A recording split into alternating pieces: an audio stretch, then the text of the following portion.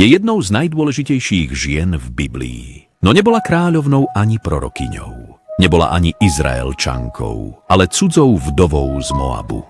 Nemala bohatstvo, žiadne postavenie a žiadnu budúcnosť. Jej manžel už nežil.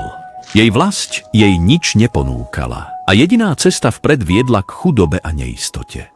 No v jej najtemnejšej chvíli urobila rozhodnutie. Rozhodnutie plné vernosti, lásky a neochvejnej viery. Zanechala za sebou svojich ľudí, svojich bohov a celú svoju minulosť, aby nasledovala svoju svokru Noemi do cudzej krajiny, kde mala byť len cudzinkou.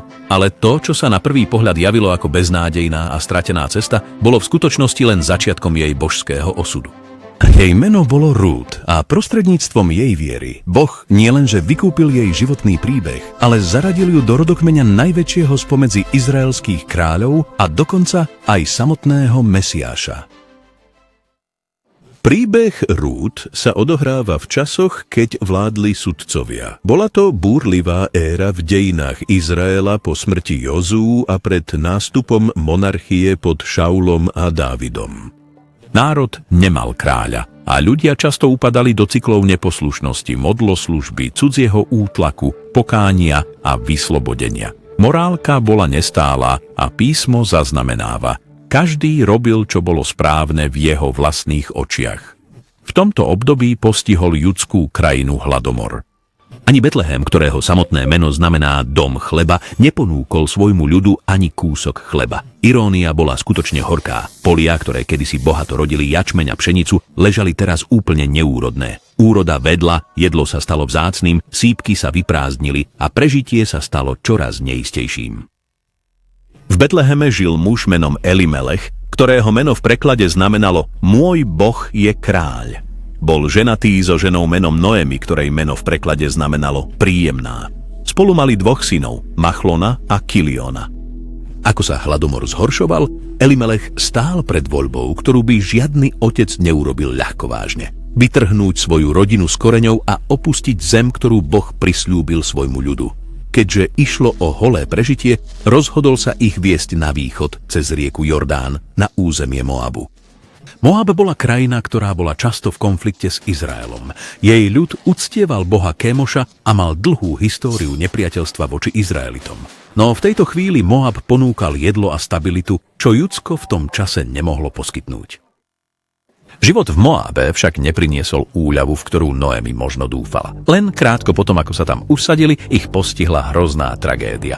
Elimelech, ktorý bol otcom a hlavou celej rodiny, zomrel. Naomi, ktorá sa stala vdovou, sa ocitla v mimoriadne neistej a zraniteľnej situácii. V Moabe, rovnako ako vo väčšine starovekých spoločností, boli postavenie a bezpečnosť ženy neoddeliteľne spojené s jej manželom. Bez Elimelecha sa Naomi ocitla pred neistou budúcnosťou s minimálnymi právami a bez akejkoľvek ochrany. A jej synovia, ktorí boli ešte mladí muži, sa stali jej jedinou zostávajúcou oporou. Postupom času si Machlon a Kilion vzali za manželky moabské ženy. Machlon si vzal Rút a Kilion si vzal Orpu. Približne 10 rokov žili v Moabe. Synovia pracovali, manželky sa starali o svoje domácnosti a Noemi robila všetko, čo bolo v jej silách, aby sa postarala o rodinu. Potom ju znova zasiahol smútok. Zomreli obaja, Machlon aj Kilion. Už predtým prišla o manžela a teraz aj o svojich synov. Bola to pre Naomi skutočne hlboká a zdrvujúca rana. Zostala úplne zdrvená, matka bez detí, vdova bez manžela a cudzinka bez akéhokoľvek spoločenstva. Teraz Naomi, Rút a Orpa stáli spolu ako 3 vdovy, spojené spoločným žiaľom a ťažkými okolnostiami, mimoriadne zraniteľné v spoločnosti, kde ženy bez manželov mali len veľmi malú istotu alebo akékoľvek zabezpečenie. Naomino srdce muselo cítiť obrovskú ťarchu zúfalstva. Opustila svoj domov, aby unikla hladomoru, no nakoniec stratila všetko, čo jej dávalo zmysel života. K Naome sa dostala správa, že Hospodin navštívil svoj ľud a opäť im doprial hojnosť potravy. Hladomor v Judsku sa skončil, alebo sa prinajmenšom zmiernil. Betlehem mal znova dostatok chleba. Keďže už nemala žiadny dôvod zostať v Moabe a s veľkou túžbou po svojom domove, Naomi sa rozhodla vrátiť. Jej nevesty sa s ňou vydali na cestu, no po ceste sa Naomi zastavila. Obrátila sa na Rút a Orfu s ťažkým srdcom a prehovorila so súcitom, ale aj s rezignáciou. Vráťte sa každá z vás do domu svojej matky. Nech vám Pán preukáže láskavosť, tak ako ste ju preukázali mŕtvým a mne. Nech vám Pán dopraje nájsť odpočinok každej z vás v dome jej manžela. Jej slová boli pre nich požehnaním, aj povzbudením. Oslobodila ich od všetkých záväzkov, naliehala na ne, aby sa vrátili k svojim rodinám, kde by sa mohli znova vydať a zabezpečiť si vlastnú budúcnosť. Obe nevesty protestovali a trvali na tom, že pôjdu s ňou k jej ľuďom, ale Noemi naliehala ešte viac. Vysvetlila im beznádejnosť ich situácie. Nemala už žiadnych ďalších synov, ktorých by im mohla ponúknuť za manželov. Bola príliš stará na to, aby sa znovu vydala a porodila ďalšie deti. Nasledovať ju by pre ne znamenalo prijať vdovstvo a chudobu v cudzej krajine. Orpach plakala nad Noeminými slovami. Svoju svokru veľmi milovala a bolo jej ťažko odísť. Ale po dlhom a ťažkom plači sa rozhodla vrátiť k svojmu ľudu a k svojim bohom. Jej odchod bol síce veľmi smutný, no zároveň aj pochopiteľný. Jej vernosť, hoci úprimná, nedokázala prekonať silné volanie jej domoviny a prísľub nového života. Potom z biblických záznamov mizne. Spomína sa na ňu pre jej žiaľ, ale aj pre jej rozhodnutie zostať vo svojej domovine. No Rút sa držala Noemi. Hebrejské slovo použité tu je to isté, aké sa používa pre muža, ktorý sa drží svojej manželky v zmluvnej vernosti. Vyjadruje hlboký záväzok. Naomi ju znovu nabádala, aby sa vrátila s Orpou k jej ľudu a k jej bohom, ale Rút učinila prehlásenie hlbokej oddanosti, ktoré bude rezonovať celými dejinami. Nenaliehaj na mňa, aby som ťa opustila, alebo sa odvrátila od tvojho nasledovania, lebo kam pôjdeš ty, pôjdem aj ja, a kde sa usadíš ty, tam sa usadím aj ja. Tvoj ľud bude mojím ľudom a tvoj boh bude mojím bohom. Kde zomrieš ty, tam zomriem i ja, a tam budem pochovaná. Nech mi tak urobí Hospodin a ešte viac, ak ma rozdelí od teba niečo iné ako smrť. Rútine slová znamenali skutočný zlomový bod. Nie len, že sa celkom oddala Noemi, ale prijala aj Boha Izraela za svojho vlastného, zanechajúc za sebou svoj národ, svoju kultúru, rodinu a všetkých bohov, aby sa plne stotožnila s Noeminým ľudom a jej vierou. Noemi musela byť dojatá nad všetky slová. Bola tu moabská vdova, ktorá bola ochotná zanechať svoj vlastný život a sprevádzať ju do neznáma. Keď Noemi videla Rútinu neochvejnú oddanosť, už nič nepovedala a obe ženy cestovali spolu ďalej, kým neprišli do Betlehema. Mimochodom, ak sa vám tieto videá zdajú zaujímavé, zmysluplné alebo zábavné, zvážte, prosím, odber. Naozaj to pomáha. A ak by ste chceli podporiť našu misiu ešte viac, môžete navštíviť náš obchod alebo sa stať členom kanála. Tvorba týchto videí trvá dlho a každá podpora nám pomáha naďalej šíriť Božie slovo prostredníctvom silnej animácie. Takže buďte súčasťou misie. Keď Noemi vstúpila do Betlehema, celé mesto sa rozruchom naplnilo. Ženy z mesta zvolali prekvapene. Je toto naozaj Noemi? Roky plné žiaľu a straty ju veľmi poznačili, odpovedala im s horkosťou. Nevolajte ma Noemi, volajte ma Mara, lebo Všemohúci so mnou zaobchádzal veľmi horko. Odišla som plná, no Hospodin ma priviedol späť prázdnu. Prečo ma voláte Noemi, keď Hospodin svedčil proti mne a Všemohúci na mňa priviedol veľké nešťastie? Jej vyhlásenie bolo hlboko zmysluplné. Meno Noemi znamená príjemná alebo rozkošná, ale vo svojom hlbokom žiali sa cítila všetko, len nie príjemne. Tým, že požiadala, aby ju volali Mara, čo znamená horká, Noemi vyjadrila celú hĺbku svojej obrovskej straty. Verila, že jej život bol úplne zbavený radosti Božou rukou. Príchod Naomi a Rút bol veľmi významný. Písmo sväté poznamenáva a prišli do Betlehema presne na začiatku jačmennej žatvy. Tento detail je dôležitý, pretože jačmenná žatva znamenala začiatok celého poľnohospodárskeho obdobia. A keď sa v Betleheme začala žatva, Rút stála pred praktickou výzvou zabezpečiť si jedlo pre seba a pre Naomi, pretože nemala žiadny majetok ani prostriedky na obživu. V izraelskom zákone Boh prikázal vlastníkom pôdy, aby nezožali svoje polia až po okraje a nezbierali to, čo zostalo. Chudobní, cudzinci, vdovy a siroty mali právo zbierať zvyšky úrody. Tento systém živil zraniteľných a zároveň pripomínal Izraelu Božie milosrdenstvo. Rút, túžiaca zabezpečiť jedlo pre Noemi a seba, požiadala o povolenie ísť na polia a zbierať.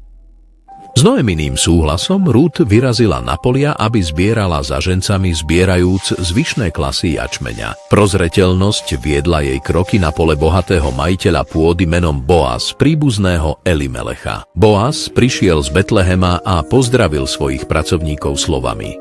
Nech je Pán s vami. Odpovedal. Nech vás Pán žehná. Aj v týchto jednoduchých slovách bola jeho viera zrejmá v jeho reči a jeho charakter by žiaril ešte jasnejšie. Keď si Boaz všimol Rút medzi žencami, To je tá spýtal sa. mladá žena. Dozorca To je tá odpovedal. Moabitka, ktorá sa sem vrátila z Naomi z Moabu. Pracuje nepretržite už od rána, sotva si oddychla. Boaz sa zamyslene prizeral, bol ohromený jej oddanosťou a usilovnosťou. Podišiel k Rút a láskavo sa jej prihovoril. Počúvaj, dcéra moja, nechoď paberkovať na iné pole, ani z tohto neodchádzaj. Drž sa blízko mojich dievčat a sleduj, na ktorej časti poľa žnú. Nasleduj ich pozorne. Či som neprikázal mládencom, aby sa ťa nedotýkali? A ak budeš smedná, choď k nádobám a napí sa z toho, čo načerpali mládenci. Boazove slová svedčia o pozoruhodnej ochrane a zaopatrení. Bol si plne vedomý jej zraniteľnosti ako vdovy a cudzinky a preto zaistil, aby mohla zbierať úrodu bezpečne a s plnou dôstojnosťou. Rút padla na tvár, úplne premožená. Prečo som našiel priazeň v tvojich očiach, že si ma všímaš, keďže som cudzinec? Ona sa spýtala. Boaz jej odpovedal. Počul som o všetkom, čo si urobila pre svoju svokru, ako si opustila svoju vlasť a rodinu, aby si sa o ňu starala. Úprimne jej požehnal a pritom povedal. Nech ti Pán odplatí za všetko, čo si urobila a nech ti je daná plná odmena od Pána, Boha Izraela, pod ktorého krídla si sa prišla uchýliť a nájsť útočisko. Rút pocítila hrejivý pocit uistenia a ochrany v jeho slovách, pričom vnímala, ako na nej spočíva Božia priazeň skrze tohto láskavého a čestného muža. Neskôr Boaz prikázal svojim sluhom, aby dovolili Rút nielen zbierať klasy medzi snopmi, ale aj úmyselne pre ňu vyťahovať steblá. Rút nazbierala hojné množstvo, asi efu jačmeňa, čo je takmer 30 libier. Keď sa Rút vrátila domov a ukázala Noemi nazbierané obilie, jej srdce sa začalo naplňať nádejou. Pýtala sa, kde presne Rút v ten deň paberkovala, a keď sa dozvedela, že to bol Boaz, Noemi radostne zvolala. Nech ho Pán požehná, ktorého milosrdenstvo neopustilo živých ani mŕtvych. Tento muž je náš blízky príbuzný, jeden z našich vykupiteľov. Slovo vykupiteľ odkazuje na hebrejský koncept príbuzného vykupiteľa Gaal. Podľa izraelského zákona blízky príbuzný mohol vykúpiť člena rodiny, ktorý sa ocitol v núdzi, a to buď odkúpením pôdy, záchranou z otroctva, alebo sobášom s vdovou, aby sa zachovala rodová línia. Noemi začala vidieť, ako sa pred ňou rozvíja možnosť vykúpenia. Ako dni ubiehali a posledné snopy pšenice boli pozbierané z polí, Rút pokračovala vo svojom ustálenom rytme. Vstávala každé ráno skoro, usilovne pracovala na rozsiahlych Boázových poliach a potom sa vracala domov s nazbieraným obilím pre Noemi. Jej hlboká oddanosť bola zrejmá nielen v jej namáhavej práci, ale aj v jej skromnej pokore. Noemi však, keď sa žatvy chýlili ku koncu, vedela, že zostáva ešte väčšia potreba. Denný chlieb ich síce mohol uživiť na istý čas, no Noemi túžila pre Rút po niečom trvalejšom, po odpočinku a bezpečnosti. V starovekom Izraeli bola budúcnosť ženy neoddeliteľne spojená s domácnosťou manžela. Bez takejto ochrany zostala Rút zraniteľná napriek jej silnému charakteru. Naomino srdce plné materskej lásky nemohlo spočinúť, kým nenašla trvalý domov pre svoju nevestu. Jedného večera jej Noemi povedala: Dcéra moja, je už čas, aby som ti našla trvalý domov, aby si bola riadne zaopatrená. Boaz je náš blízky príbuzný a preukázal ti veľkú láskavosť, keď ti dovolil zbierať obilie s jeho dievčatami. Dnes večer bude previevať jačmeň na humne. Matoviská boli otvorené, rovné plochy, kde sa oddelovalo zozbierané obilie od pliev, často sprevádzané veľkými slávnosťami a hodovaním na konci žatvy. Boaz, ako majiteľ pozemkov, tam bol osobne, aby dohliadal a chránil svoju úrodu. Noemi vymyslela odvážny plán a následne poradila Rút. Umyj sa, natri sa a obleč si plášť. Potom zíď dolu na humno, ale nedaj sa tomu mužovi spoznať, kým nedokončí jedenie a pitie. Keď si ľahne, pozorne si všimni miesto, kde si ľahol. Potom choď, odkry mu nohy a ľahni si a on ti povie, čo máš robiť. Pre moderné uši môže táto inštrukcia znieť nezvyčajne alebo dokonca zvláštne, no v ich pôvodnom kontexte neobsahovala žiadny náznak nevhodnosti. Skôr išlo o symbolický akt podriadenosti a prosby o ochranu. Tým, že si odkryla jeho nohy a ľahla si tam, Rút sa pokorne odovzdávala pod Boázovú autoritu, v podstate ho žiadala, aby na ňu rozprestrel svoj plášť, svoju prikryvku nad ňou, gesto spojené s manželstvom a zmluvou. Rútina odpoveď bola jednoduchá, plná dôvery. Všetko, čo mi povieš, to ja určite urobím. Tej noci po jedle a pití bolo Boazovo srdce veselé. Ľahol si na okraj kopy obilia síty a spokojný po úrode. Ticho a s veľkou opatrnosťou urobila Rút presne to, čo jej Noemi prikázala. Priblížila sa v tichu noci, odkryla mu nohy a ľahla si. O polnoci sa Boaz prebudil s úľakom. Keď sa otočil s prekvapením, zistil, že pri jeho nohách leží nejaká žena. Zaskočený a plný neistoty sa jej opýtal: Kto si ty? Rút mu odpovedala s veľkou odvahou a pokorou: Ja som Rút, tvoja služobnica. Rozprestri svoje krídla nad svojou služobnicou, lebo si vykupiteľ. Boaz odpovedal s naozaj hlbokou úctou: Nech ťa žehná Pán, dcéra moja. Preukázala si túto poslednú láskavosť väčšiu než tú prvú tým, že si nešla za mladými mužmi, či už chudobnými alebo bohatými. A teraz, dcéra moja, neboj sa. Urobím pre teba všetko, o čo požiadaš, lebo každý v meste vie, že si cnostná žena. Fráza cnostná žena v hebrejčine Išchail je presne tá istá, ktorá sa používa v knihe Prísloví 31:10 na označenie cnostnej ženy. Rútina povesť pre jej lojalitu, usilovnosť a vieru sa stala známou v celom Betleheme. No Boaz odhalil nečakanú prekážku. Hoci bol on sám ochotný, existoval iný príbuzný, ktorý bol bližšie v poradí na vykúpenie Noeminej rodiny. Podľa zákona mal tento muž prvé právo oženiť sa z Rút a vykúpiť majetok. Boaz sľúbil, že vyrieši túto záležitosť nasledujúci deň. Napriek tomu Boaz slávnostne prisľúbil, že ak ten muž odmietne, on sám osobne vykúpi Rút. Aby ochránil jej dobrú povesť, Boaz prikázal Rút, aby zostala pri jeho nohách až do rána, no aby odišla ešte pred úsvitom, aby si nikto iný jej prítomnosť nevysvetlil nesprávne. Predtým, než odišla, naplnil jej plášť 6 mierami jačmeňa, štedrým darom symbolizujúcim jeho úmysel postarať sa o ňu. Keď sa Rút vrátila domov, Noemi ju už s veľkou dychtivosťou očakávala. Rút jej potom podrobne vyrozprávala všetko, čo sa udialo, vrátane Boazovho sľubu a štedrého daru obilia. Noemi ju, plná svojej múdrosti a hlbokej viery, láskavo upokojila a uistila. Počkaj, moja dcéra, kým sa nedozvieš, ako sa celá záležitosť vyviniem, lebo ten muž si nedá pokoj, ale dnes to vyrieši.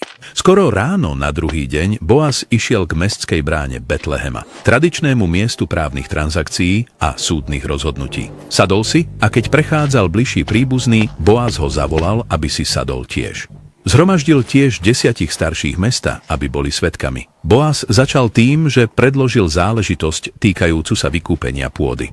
Poznáš Noemi, ktorá sa vrátila z Moabu? Ona predáva pozemok, ktorý kedysi patril nášmu príbuznému, Elimelechovi. Myslel som, že by som sa s tebou mal o tom porozprávať, aby si ho mohol vykúpiť, ak si to želáš. Ak chceš ten pozemok, tak si ho kúp tu pred týmito svedkami. Ale ak ho nechceš, daj mi hneď vedieť, pretože som ďalší v poradí, kto ho môže vykúpiť po tebe. Keď to počul, muž okamžite prejavil svoju ochotu. Dobre, vykúpim to. Vykúpenie pôdy bola veľmi výhodná príležitosť. Rozšírilo to jeho majetok, posilnilo jeho postavenie a udržalo rodinný majetok v rodine. Ale Boaz potom dodal kľúčový detail, druhú časť celej povinnosti. Samozrejme, tvoja kúpa pozemku od Naomi zároveň si vyžaduje, aby si vzal Rút, moabskú vdovu. Týmto spôsobom môže mať deti, ktoré ponesú meno jej zosnulého manžela a udržia tak pôdu aj rodinu. Na to si to muž rozmyslel a prehodnotil. Povedal: A nemôžem si to vykúpiť sám, pretože by to mohlo ohroziť môj vlastný majetok. Ty vykúp tú pôdu. Ja to nemôžem urobiť. Jeho odmietnutie mohlo byť spôsobené strachom z rozdelenia jeho majetku alebo problémom s manželstvom s Moabitkou.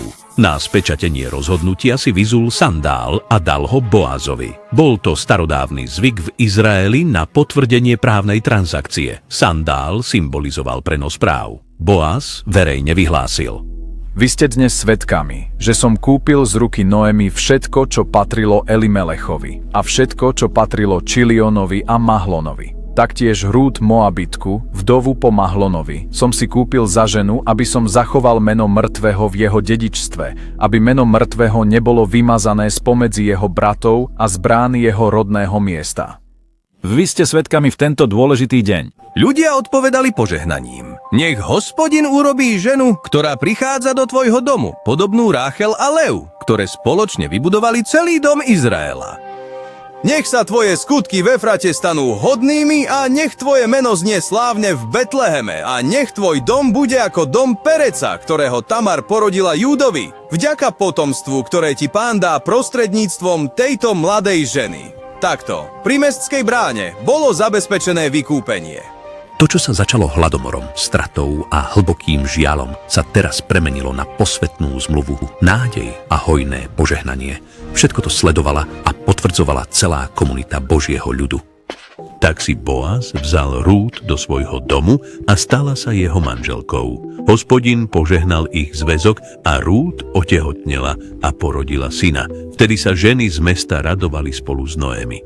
Nech je požehnaný Hospodin, ktorý ťa v tento deň nenechal bez vykupiteľa, a nech je jeho meno preslávené v Izraeli. On ti bude obnoviteľom tvojho života a živiteľom tvojej staroby, lebo tvoja nevesta, ktorá ťa tak veľmi miluje, ktorá je pre teba viac ako 7 synov, mu porodila. Naomi, kedysi zatrpknutá a prázdna, teraz vo svojom náručí držala nový život. Vzala si to dieťa k sebe, položila si ho do svojho lona a stala sa jeho opatrovateľkou. A vtedy všetky ženy zo susedstva začali hovoriť: Teraz konečne má Noemi znova svojho syna. Pomenovali ho Obed, čo v preklade znamená sluha.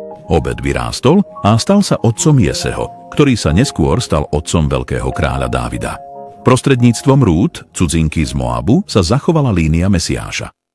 Príbeh Rút nás učí hlbokým lekciám o viere, vernosti a Božej prozreteľnosti. Jednou z najjasnejších lekcií je, že pravá viera často začína v odvážnom odovzdaní. Rút opustila svoju vlast, svoju rodinu a svojich bohov, aby nasledovala Noemi a Boha Izraela. Boha, ktorého v tom čase ešte celkom nepoznala. Jej rozhodnutie dôverovať a slúžiť Bohu aj napriek neistote jasne ukazuje, že viera nie je len obyčajné presvedčenie. Je to poslušnosť, dôvera a konkrétny čin. Z príbehu Rút sa učíme o nesmiernej dôležitosti pevnej a neochvejnej vernosti, o sile nesebeckej lásky a tiež o odvahe, ktorá je potrebná na to, aby sme vstúpili do neznáma, pričom sa plne a s dôverou spoliehame na Božie vedenie a jeho múdrosť. Boaz nám taktiež odovzdáva kľúčovú lekciu o vernosti a bezúhonnosti.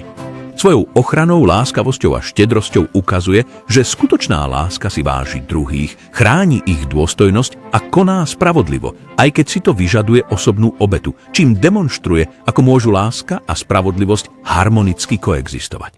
Noemina cesta od prázdnoty k plnosti jasne ukazuje samotné evanjelium. Jej príbeh nám pripomína, že život môže priniesť obdobia utrpenia a hlbokého sklamania. Dokonca aj verní môžu čeliť strate, neistote alebo pocitom opustenosti a samoty. Avšak Noemi nám tiež ukazuje, že zúfalstvo nemusí byť koncom celého príbehu. Keď sa vrátila späť do Betlehema, zažila tam skutočnú obnovu vďaka vernosti Rút a štedrej láskavosti Boaza, pričom obe tieto veci boli vedené neviditeľnou Božou rukou. Život Noemi nám názorne ukazuje, že Boh dokáže premeniť horkosť a smútok na požehnanie, prázdnotu a beznádej na plnosť a stratu na nečakanú radosť. Aj v dnešnom modernom svete príbeh Rút zostáva mimoriadne hlboko aktuálny a dôležitý. Tento príbeh nás vyzýva, aby sme konali s neochvejnou čestnosťou, hlbokou vernosťou a skutočnou odvahou v našich osobných vzťahoch, na našich pracoviskách a v rámci našich komunít. Pripomína nám to, že viera nás často vyzýva, aby sme vystúpili z našich komfortných zón, dôverovali neviditeľnej Božej ruke a nezištne slúžili iným. Presne tak, ako sa Rút, ktorá bola cudzinkou, stala neoddeliteľnou súčasťou Božieho plánu vykúpenia, aj my sa môžeme aktívne podieľať na jeho diele, robiac rozhodnutia, ktoré jasne odrážajú lásku, spravodlivosť a vernosť. Príbeh Naomi hovorí aj každému, kto sa stretáva s ťažkosťami alebo prežíva stratu, ukazujúc, že aj tie najtemnejšie obdobia života môžu byť vykúpené prostredníctvom dôvery, vytrvalosti a podpory verných spoločníkov. Nakoniec príbuzný vykupiteľ Boaz poukazuje na Ježiša, nášho konečného a najvyššieho vykupiteľa. Zatiaľ čo Boaz vykúpil Rút, aby pokračovala v jej rodovej línii, Kristus vykupuje nás, aby nám daroval večný život, odpustenie hriechov a miesto v Božej rodine. Jeho vykúpenie nie je striebrom ani zlatom, ale skrze jeho vlastnú obeť, ktorá ponúka nádej a obnovu všetkým, ktorí v neho veria. V V samotnej podstate príbeh Rút nás povzbudzuje žiť odvážne s vierou, konať s láskou a s pevnou dôverou dúfať v Božie zasľúbenia. Je to nadčasový príbeh o obnove, vykúpení a tichej, no mocnej sile vernosti, ktorý naďalej prehovára k našim životom aj dnes.